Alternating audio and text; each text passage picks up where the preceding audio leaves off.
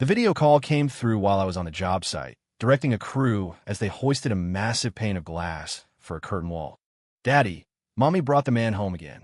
My daughter's small voice, piped through the phone's speaker, felt like a fist clenching around my heart. 5-year-old Mia tilted her head, her expression innocent.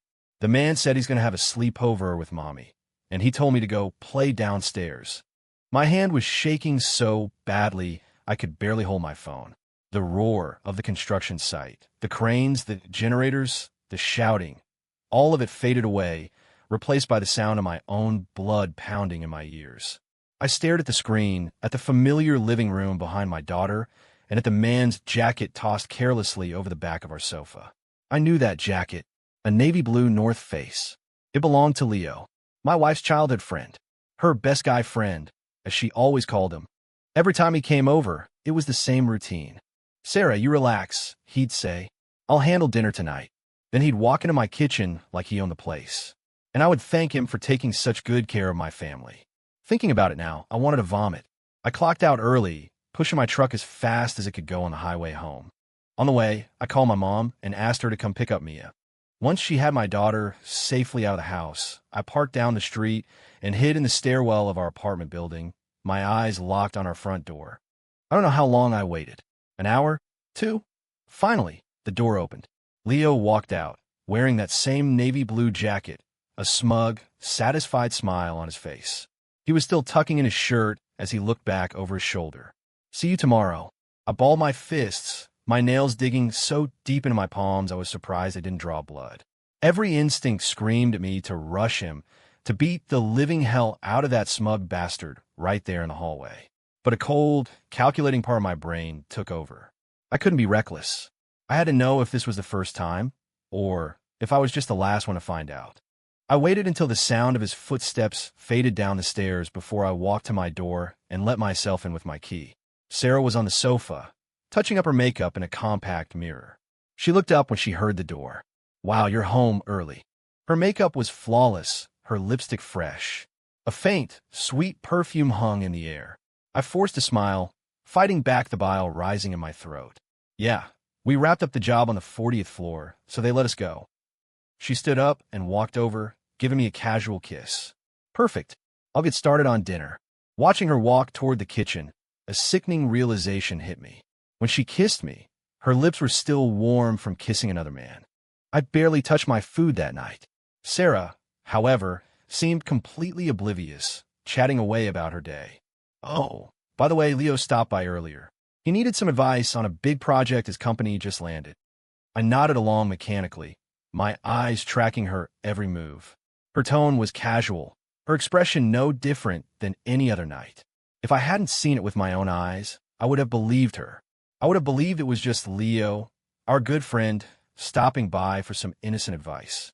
What kind of woman can betray her husband and then sit across the table from him, calmly talking about her lover as if nothing happened? After Sarah fell asleep, I slipped out of bed and went to the office.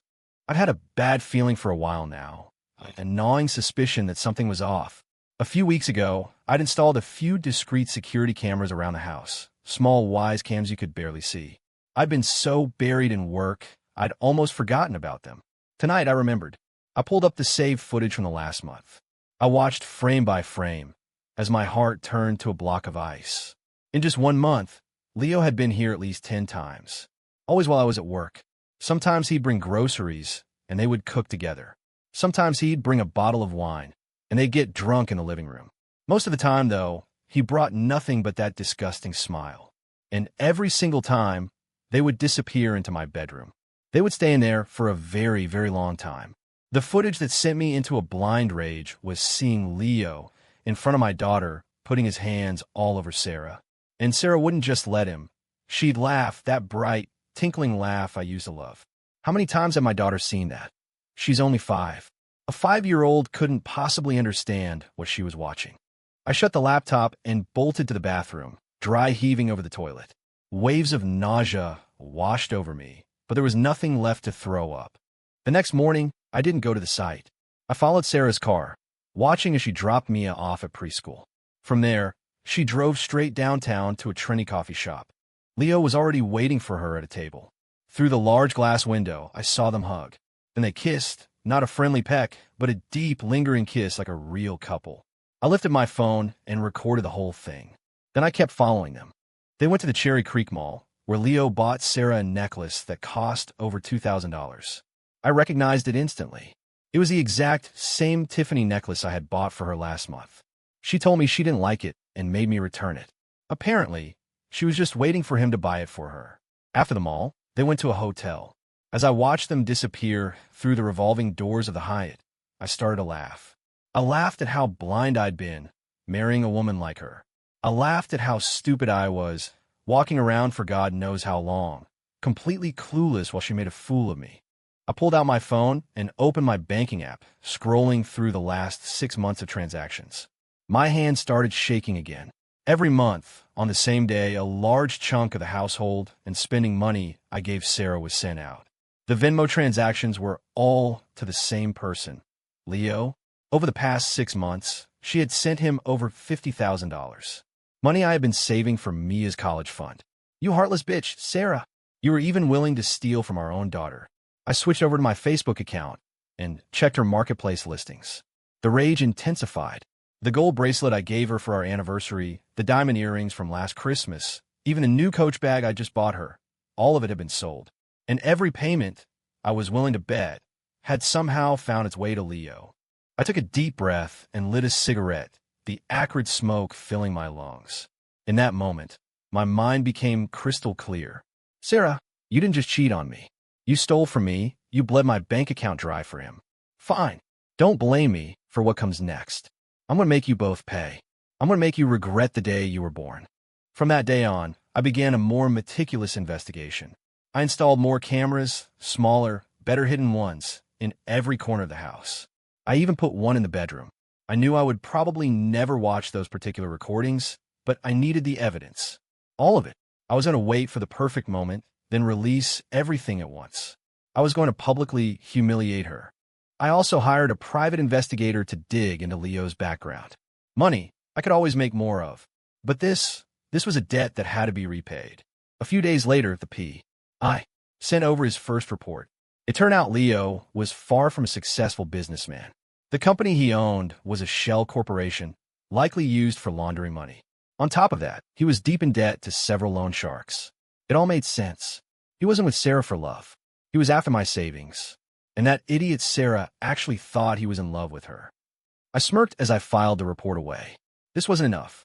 I needed more. I wanted to unearth every single dirty secret Leo had. I wouldn't just ruin his reputation. I wanted him to rot in prison. The days crawled by. On the surface, I was the same loving husband. I went to work, came home, played with my daughter. But inside, I was bleeding out. Every time Sarah smiled and put food on my plate, I couldn't help but wonder, did she use these same chopsticks to feed him? Every time she asked gently if I was tired, I thought, did you ask him that too? The nights were the worst. I'd lie in bed, my eyes squeezed shut, but all I could see were images of them together. In my house, in my bed, the disgust and the fury were driving me insane. But I had to keep up the act. I was waiting for an opportunity, the one perfect chance to destroy them both. Then the P.I. dropped a bombshell. Not only was Leo in debt, but he had a criminal record. He'd served time for fraud 3 years ago. After getting out, he changed his name and started his new business. And his business was seducing well-off married women and conning them out of their money. Sarah was just his latest mark. I told the P.I. to keep digging. And sure enough, he found something even better. Leo, or Mark Jenkins, his real name, didn't just have a record. He had a wife. A poor woman who was still completely in the dark, thinking her husband was a successful entrepreneur. Perfect. This was exactly the ammunition I needed. I was going to expose him to his own wife. I was going to make his life a living hell. I continued to wait. Finally, one weekend, I heard Sarah on the phone. Honey, my birthday is next Tuesday. I was thinking of having a few friends over for dinner. Would that be okay? A cold smile spread across my face. The time had finally come. I readily agreed to Sarah's party idea. She was a little surprised.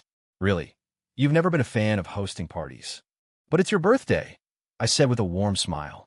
Of course we have to celebrate my wife's birthday properly. She threw her arms around me. overjoyed. "You're the best, Alex." I fought the urge to shove her off me, patting her back gently instead. "Invite whoever you want. It's on me.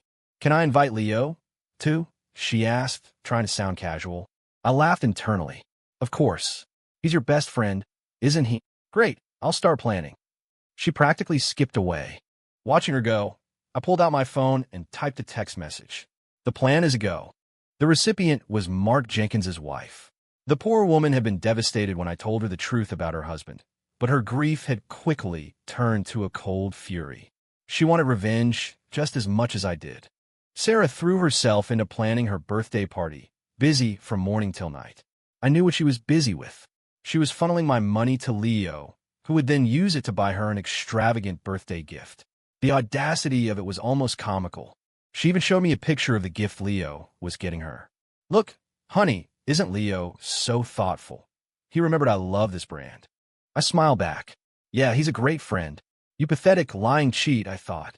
That night, I went to bed like usual, feigning sleep. Around midnight, I heard Sarah slip out of bed, tiptoeing into the living room to make a call. I followed her silently. "Leo, baby, is everything ready?" she whispered into her phone. "Okay, good. Make sure the gift you give me is the most expensive one. It has to look like you care about me the most. Right? And after my birthday, we'll figure out a way to get the house transferred."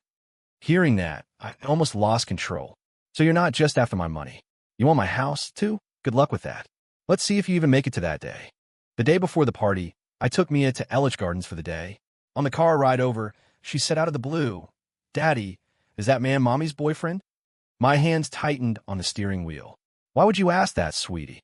"Because they're always kissing," Mia said matter-of-factly. "The people on TV say only boyfriends and girlfriends kiss." I took a deep, shaky breath, forcing myself to stay calm. "Honey, do you not like the man?" Mia shook her head. "I don't mind him. He's nice and buys me snacks. But what? But he always tells me to go play outside and not come home. One time I wanted to get my Barbie, and he got mad at me." My hands were trembling. "And Mommy? Did Mommy know he yelled at you?" "Yeah, but Mommy just said I should listen to him," Mia said, looking down at her lap. "Daddy, are you going to leave us?" I slammed on the brakes, pulling over to the shoulder. "Why would you ever say that?" "Because Mommy said that after her birthday, we're going to move to a new house, and we might not see you again." The world went cold. "Sarah, you were actually going to take my daughter from me." "Fine, just you try." On the day of the party, I cleared my entire schedule. I spent the morning helping Sarah decorate the apartment. Balloons, streamers, banners. I set everything up exactly how she wanted it. Looking at the transformed living room, Sarah was beaming like a kid. "Alex, it looks amazing. You're the best." I smiled. "Anything for you. Listen, why don't you go get ready and look beautiful? I'll greet the guests when they arrive." She hesitated. "Are you sure? I feel bad." "Don't be. You're the birthday girl. You should be the star of the show," I insisted. "Besides, Leo will be here soon, right? I'm sure he can help me out." At the mention of Leo's name, her eyes lit up. "Well, okay." As she disappeared into the bedroom to get ready, I sent another text. "Showtime. The P.I." replied almost instantly. "All assets in place." Leo's wife sent a message, too. "All documents are ready." "Perfect. Let the games begin."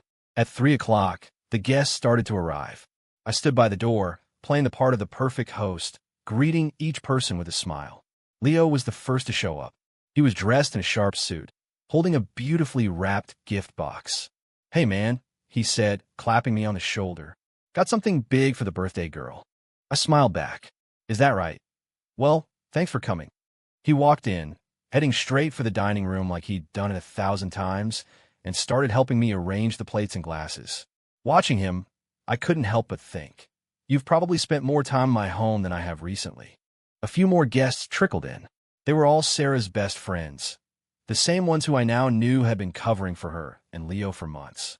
They wouldn't be getting a pass tonight. The last person to arrive was a woman I didn't recognize. She wore a simple but elegant dress, her makeup understated. "Hello, I know who you are," I said, cutting her off quietly. "Please come in." She gave me a long, understanding look and walked inside. Leo was in the middle of a story, laughing with the other guests. The moment he saw her, The color drained from his face. Excellent. The show was about to begin. When Sarah finally emerged from the bedroom, the party was in full swing. She wore a backless red dress and looked stunning.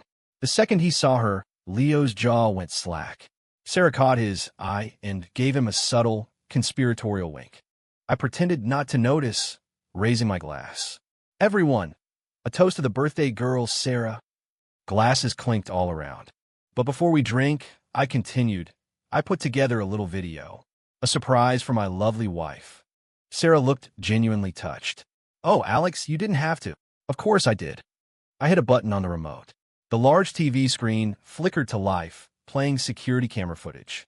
The video showed Sarah and Leo kissing passionately on our sofa before heading into our bedroom. The date and time stamp in the corner of the screen made it clear this was a regular occurrence. No, Sarah shrieked. Turn it off. Alex, turn it off. I ignored her, letting the next clip play. Footage of them at the coffee shop, at the mall, walking into the hotel. Next, I displayed screenshots of her Venmo history, showing the tens of thousands of dollars transferred to Leo. Then, the Facebook Marketplace listings of the gifts I'd given her. Finally, I put up a slide with Leo's criminal record. Fraud, served 3 years in federal prison. Multiple complaints of romance scams. Under investigation for financial crimes. The entire room fell silent. Everyone stared, their mouths hanging open. What? What the hell is this? Leo stammered, tried to regain his composure. I gave him a dead-eyed smile. What is this? Leo? Or should I call you Mark Jenkins? That is your real name, isn't it? His face went from pale to ghostly white. I had you thoroughly investigated, I said, my voice dangerously calm.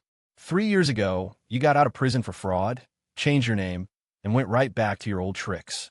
Only this time, you got greedier. You weren't just after money. You wanted the house, too. Leo shot to his feet. You're insane. That's all bullshit. Is it? I held up a thick manila folder. Here's a copy of your criminal record. Your real birth certificate. The proof of the money you owe to loan sharks. And then there's this. I turned to the woman I'd let in earlier. Mrs. Davis, would you care to say a few words? The woman stood up, her hands trembling slightly. His name is Mark Jenkins, and he's my husband. We've been married for 5 years. A collective gasp went through the room. Leo's face was a mask of pure fury. Sarah had collapsed onto the floor, shaking her head over and over. No, it's not possible. It can't be. But I wasn't finished. I pulled out another document. And Sarah, this is the power of attorney form you were planning to use. You forged my signature, trying to sign my house over to this piece of trash. Did you know that's a felony? Sarah finally broke. No, it wasn't like that. Leo, tell them. Tell them it's not true. She crawled towards him, grabbing at his leg. Leo kicked her away. Shut up, you stupid bitch. This was all your idea. Watching them turn on each other, I felt a strange sense of calm. I walked over to Sarah. You didn't just cheat on me. You were going to run away with my daughter. Did you ever once think about how it would affect Mia? You let her watch you with him. You taught her to lie for you. You let her believe that her own father was going to abandon her. Sarah, how could you be so cruel? She was a sobbing heap on the floor. I'm sorry. I'm so sorry. Just then, the doorbell rang. I opened it to find 2 police officers standing there. Mark Jenkins, Sarah Miller. You're wanted for questioning regarding conspiracy to commit fraud and forgery. The scene devolved into chaos. The guests were stunned into silence. Leo began to struggle like a cornered animal. On what grounds? I haven't done anything wrong. One of the officers spoke in a monotone. Forgery, wire fraud, bigamy. You want me to keep going? And there's this, Leo's wife said, holding up a DNA test result. Did you really think I didn't know about the other kid you have on the side? All that money you funneled to his mother was our marital property. The look on Leo's face was indescribable. You didn't think I came here to reconcile, did you? She said with a venomous smile. I came to hammer the last nail in your coffin. Now you can go rot in jail. As the officers cuffed Leo, Sarah scrambled over and grabbed my legs. Alex, I was wrong. I know I was wrong. Please forgive me. For Mia's sake, please. I shook her off without a shred of pity. You don't get to use her name. Do you know that just yesterday, she asked me if I was going to abandon her because you told her you were taking her away from me forever? A mother like you doesn't deserve to see my daughter ever again. Sarah's friends finally found their voices. Sarah, I can't believe you were really with Leo. Oh my God, we thought you were just friends. You were going to take Mia and run? I shot them a look of pure contempt. Stop pretending. You think I don't know you were all covering for them? Who do you think was making excuses for Sarah every time they went on a business trip together? Save your fake outrage. Their faces turned beet red.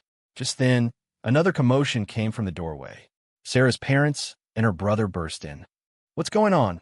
Why are the police here? Her mother's voice died in her throat as she saw the video still playing on a loop on the TV. Slap. The sound of the open-handed strike echoed through the room. You shameless girl, her mother screamed, shaking with rage. You have disgraced this entire family. Her father was speechless, his eyes filled with a mixture of hatred and shame. Sarah's brother lunged at her, but an officer held him back. Let me go. I'm going to kill her, he roared. Do you have any idea what you've done? Mom and Dad's company is about to go under because of you. It turned out Leo hadn't just been taking money from Sarah. He had convinced her parents to make a major investment in his shell company, swindling them out of a huge sum of money. As the police were leading Sarah and Leo away, Sarah suddenly broke free and ran into the kitchen. A spike of alarm shot through me, and I ran after her. I was a second too late. She had grabbed a fruit knife from the block and was holding it to her own wrist. Don't come any closer, she screamed hysterically. If you come near me, I'll kill myself. I stopped, my voice flat and cold. Do you really think it's going to solve anything? The act is over. Sarah, do you think I'll feel sorry for you? After everything you've done, I will never forgive you. Honestly, if you die, it just makes my life easier. Then I won't have to worry about you trying to contact me when you get out. Her hand trembled. You can't be that heartless. Oh, I can be, I said coldly. I learned from the best. You always said I was too nice, too boring, a total pushover. Is this what you wanted? Are you happy now? Tears streamed down her face. No, you just what? I pressed on. You just thought Leo was better than me, that he could give you a more exciting life. Take a good look at him, I said, gesturing toward the living room where Leo was pinned against a wall by an officer. That's the man you chose. A con artist, a liar, a thief. That was the final blow. Sarah completely broke down. The knife clattered to the floor as she collapsed, sobbing uncontrollably. The officers moved in immediately and cuffed her. After Leo and Sarah were taken away, the guests quickly and quietly left. Only Sarah's parents remained. Her mother held my hand, her body racked with sobs. Alex, on behalf of Sarah, I am so sorry. I shook my head. This isn't your fault. As for the money your company lost, I'll help you figure something out. Her father gripped my hand. No, you don't have to. We're the ones who failed as parents. I already had my lawyer look into the house situation, I told them. The power of attorney was a forgery. The title is still securely in my name. As for the business, I know some good fraud attorneys. They can help you sue to recover the money Leo stole. They thanked me profusely. As they were leaving, Sarah's mother asked, her eyes red-rimmed, and Mia, she will always be your granddaughter, I said. You're welcome to see her whenever you want, but Sarah will never see her again. After they left, I sat alone on the sofa in the trash department and lit a cigarette. Staring at the debris of the party, it all felt surreal. The nightmare was finally over. 3 days later, Leo, or Mark Jenkins, was formally charged. He was facing a laundry list of felonies: wire fraud, forgery, bigamy, money laundering. With his prior convictions, he was going to be locked up for a very long time. Sarah, as an accomplice, was facing a lesser sentence, but it was still enough to put her away for several years. Leo's wife filed for divorce, which was granted almost immediately. The court awarded her all their marital assets, including the money Leo had scammed. She voluntarily returned all of it to the victims. That included me and Sarah's family. Her parents' company was saved, and my divorce proceedings were underway. A month later, I got a call from the detention center. Sarah wanted to see me. My first instinct was to say no, but I went. I needed her to understand, face to face, that she had brought all of this on herself. Through the thick plexiglass, I saw a hollowed-out version of the woman I had married. In just a month, she looked like she had aged 10 years. Alex, she began. It's Mr. Miller, I said, my voice devoid of emotion. What do you want? She bit her lip. I'm sorry. I know I was wrong. I really, truly know that now. I never should have betrayed you. I shouldn't have hurt you for Leo. Please, can you forgive me? I promise in the future. The future?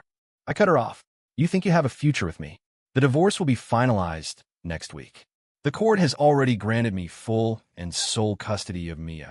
You will not see her again. Not for the rest of your life. Hearing this, she shattered. No. Please, Alex. Please don't. She's my daughter. I stood up. Really? When you were kicking her out of the house so you could sleep with your lover, was she your daughter then? When you were planning to kidnap her and take her away from her father forever, was she your daughter then? You did this to yourself, Sarah? I turned and walked away. Behind me, I could hear her hysterical screams and the sound of her banging on the glass. Don't go, please don't go. I'm sorry, I'm really sorry. Alex, I didn't look back. That woman was no longer a part of my world. On the drive home, Sarah's mother called me. She was crying, telling me that Sarah had tried to smash her head against a wall at the detention center and had been taken to the infirmary. Please, just go see her. No, I said flatly. If she wants to die, let her. I don't feel a thing. I hung up and looked at my phone. A calendar reminder was on the screen. Final divorce hearing. 3 days. Once it was all over, I was taking Mia and moving somewhere far away where no one knew our names. A fresh start. 3 days later, I was at the courthouse. Sarah wasn't there. She was still under medical observation. The judge reviewed the file, which was straightforward given the circumstances, and quickly issued the decree. The divorce was granted. The house, the savings, all assets were awarded to me. Full and sole custody of Mia was awarded to me. Sarah was granted 0 visitation rights. I signed my name on the final line of the divorce certificate. It was done. From that day forward, I was free.